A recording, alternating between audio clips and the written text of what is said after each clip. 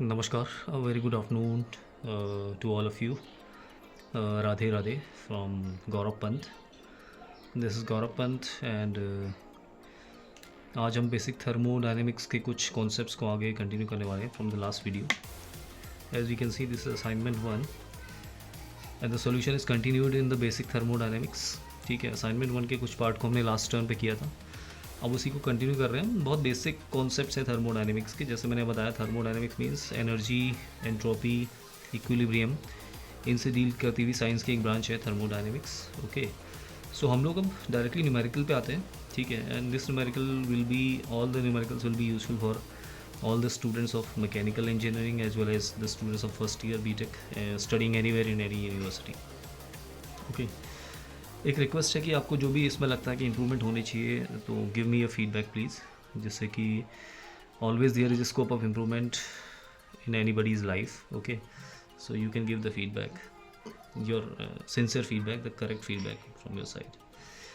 So yes, we move to the question. A fluid system contained in a piston cylinder machine passes through a complete cycle of 5 processes. Okay, so this is a complete cycle. In thermodynamics, we are having a cycle. Okay, problem based on a cycle. Complete cycle is of 5 processes. Okay, 5 processes are there in the cycle. As we know, cycle is a combination of number of processes such that the final state is coinciding with the initial state. Okay, so यहाँ पे complete cycle में 5 process हो रही हैं. इसके बाद देखिए, the sum of all heat transferred during a cycle is 30 kilo joule. ये बहुत इंपॉर्टेंट है. Sum of all heat transferred मतलब सिग्मा क्यू.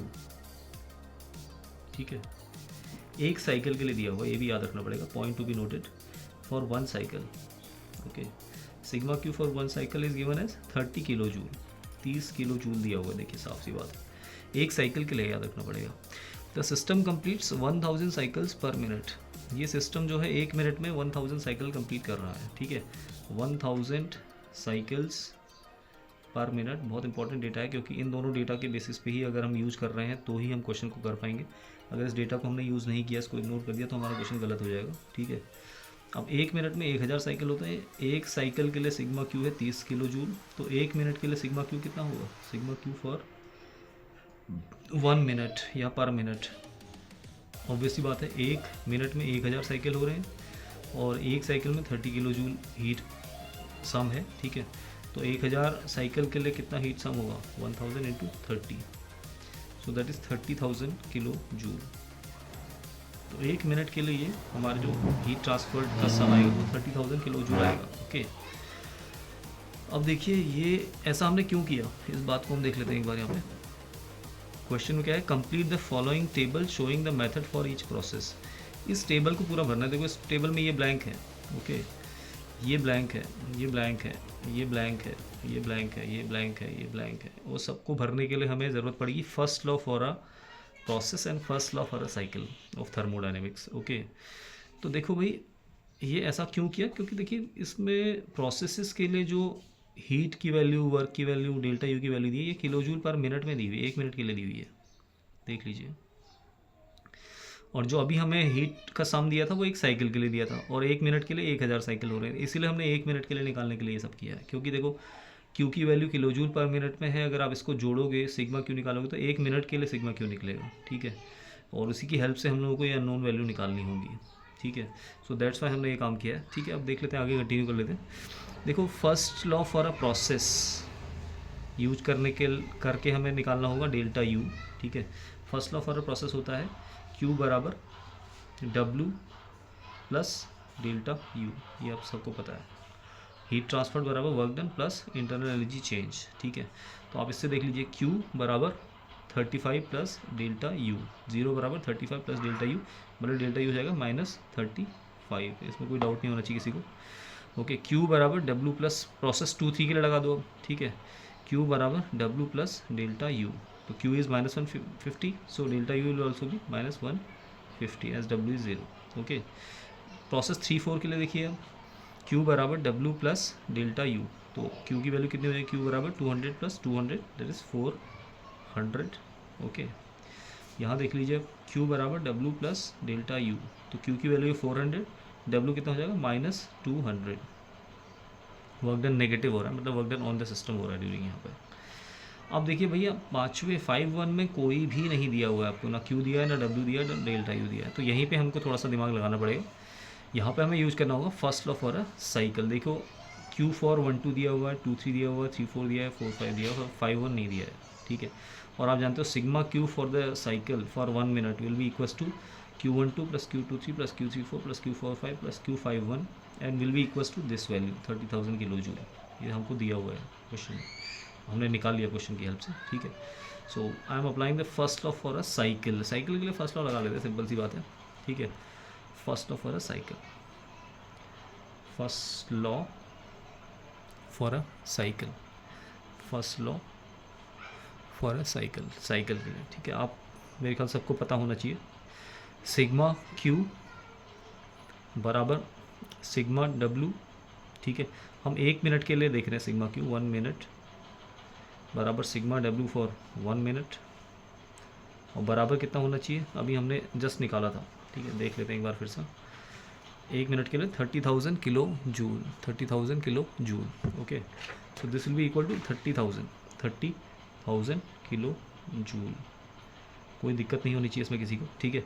सिग्मा क्यू का क्या मतलब होता है, Q12 plus Q23 plus Q34 plus Q41 plus 45 plus Q51। थोड़ा सा देख लेते हैं अपनी टेबल को, ठीक है। टेबल में आपके लिए फिर से दिखा रहा हूँ, देखो 1 2 2 3 3 4 4 5 5 1, ठीक है।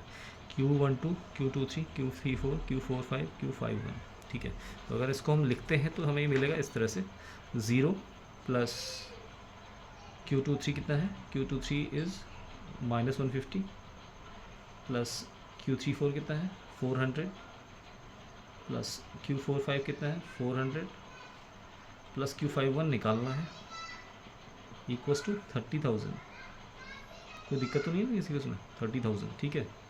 तो देखो 400 400 800 माइनस 150 650, तो Q51 is equals to 30,000 minus 650, तो कितना हो जाएगा 29,350 kilo joule. So this is for the minute, okay, this is the thing. तो ये आ गया हमारा Q51, ओके, ये भी भर गया हमारा, ठीक है। अब W51 निकालना है, तो आप जानते हो सिग्मा Q बराबर सिग्मा W, ठीक है। तो W12 plus W23 plus W34 plus W45 plus W51 will be equals to 30,000, ठीक है, बराबर 30,000, ठीक है। आप जानते हो, देखो अभी इस टेबल को देख लो, W12 W23 W34 W45 W51 निकालना है, okay. So we can simply put the values over here. So it is 35 plus 0 plus 200 minus 200, क्योंकि एक वर्क W34 माइनस 200 है, ठीक है, plus W51 equals to 30,000, okay. So यहाँ से देखिए W51 बराबर हो गया तुम्हारा, ये तो कैंसिल हो गया, 30,000 माइनस 35 मतलब 29,965 किलो जूल, ओके। सो W51 भी निकल चुका है, ठीक है, Q51 भी निकल चुका है, तो डेल्टा U कितना होगा, Q51 minus W51, Q51 minus W51, तो कितना हो जाएगा 29,350 माइनस 29,965, तो Q डेल्टा U फॉर 51 कितना हो जाएगा 29,350 माइनस 29,965 मतलब minus 615 kilo joule, okay. This minus this one 29,965, ठीक है। तो 350 में से 965 को घटा दीजिए, कितना आ रहा है 615 615 किलो जूल, ओके। तो ये हो गया सेकेंड, ठीक है। तो थर्ड, इस सबको हम फिल कर लेते हैं यहाँ पे। पहला जो वैल्यू आई Q51 आया 29 350 29350 29350 ओके। W51 कितना आया 29965 29965 एंड डेल्टा यू कितना आया -615 -615। देखो माइनस साइन क्या दिखा रहा है, माइनस साइन का मतलब है कि the internal energy for the process 51 will is decreasing by -615 kilo joule. Okay, so that is the minus मतलब घट रही है internal energy. So this is the thing. अब रेट ऑफ वर्क आउटपुट पूछा है, ठीक है। Rate of work output in kilo joule per second. देखो रेट ऑफ वर्क आउटपुट कुछ नहीं होता, सिग्मा डब्ल्यू होता है, ठीक है। Sigma W is the rate of work output और उसकी वैल्यू कितनी है 30,000 किलो जूल पर मिनट।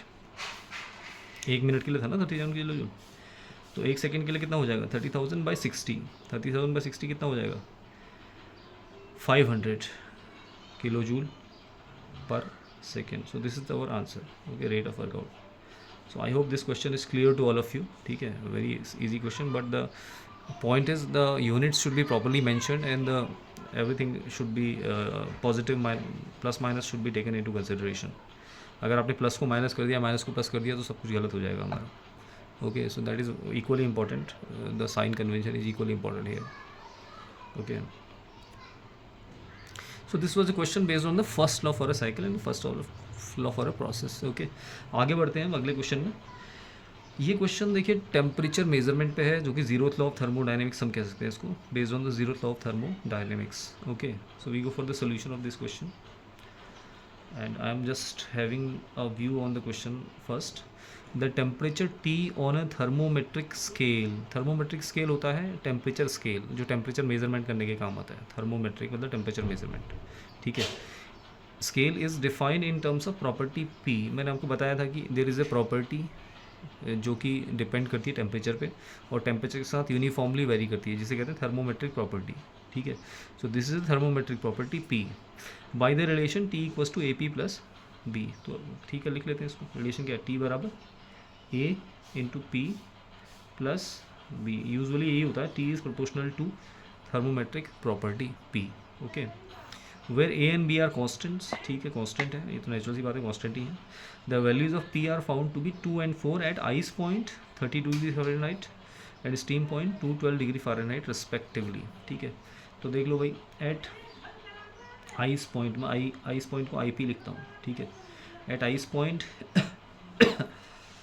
टी आई की वैल्यू आप जानते हो, आइस पॉइंट टी आई की वैल्यू 32 डिग्री फ़ारेनहाइट क्वेश्चन में दी हुई है, ठीक है। तो पी आई की वैल्यू कितनी है, पी आई इज़ 2, ओके, दिया हुआ है। Ice point and steam point the values are found to be 2 and 4 respectively. Steam point पे देखा, जब स्टीम पॉइंट पे जब थर्मोमीटर को डाला गया, स्टीम पॉइंट की वैल्यू है टी एस, जिसकी वैल्यू है 212 फ़ारेनहाइट। ओके, तो स्टीम पॉइंट पे देखा तो पी एस की वैल्यू कितनी आई, स्टीम पॉइंट पे पी की वैल्यू आई 4। देखो ये कैलिब्रेशन प्रोसेस होता है, जब आप इस थर्मोमीटर को आइस पॉइंट पर रखोगे तो पी आई की वैल्यू 2 मिल रही है, स्टीम पॉइंट पर रखोगे तो 4 मिल रही है। This is known as calibration process. Okay, अब देख रहा है, अब पूछ रहा है determine the temperature of thermometer that corresponds to a P equal to 6 reading on thermometer. अब देखो पी की वैल्यू 6, अब जब थर्मोमीटर में, अब थर्मोमीटर को आपने 6 किसी एक अननोन लिक्विड में डाला तो पी की वैल्यू 6 आई, तो आपसे पूछ रहा है इसका टेम्परेचर कितना होगा, टेम्परेचर कितना होगा। So I think the question should be clear to all of you. ये क्वेश्चन है, टेम्परेचर स्केल को या थर्मोमीटर को कैलिब्रेट किया गया है, पहले आइस पॉइंट में डाला, फिर इसकी पी की वैल्यू पता चली, स्टीम पॉइंट में डाला, पी की वैल्यू पता चली। अब उसने किसी अनजान लिक्विड में डाला, कोई एक गर्म लिक्विड है उसके अंदर डाल दिया, तो उसमें पी की वैल्यू 6 मिल गई है, ठीक है। अब पूछा हमसे ये है कि इस 6 वैल्यू के करस्पॉन्डिंग टेम्परेचर की वैल्यू कितनी होगी। ऐसा क्वेश्चन बहुत इंपॉर्टेंट एग्जाम में पूछा जाता है कई बार, वेरी इंपॉर्टेंट क्वेश्चन।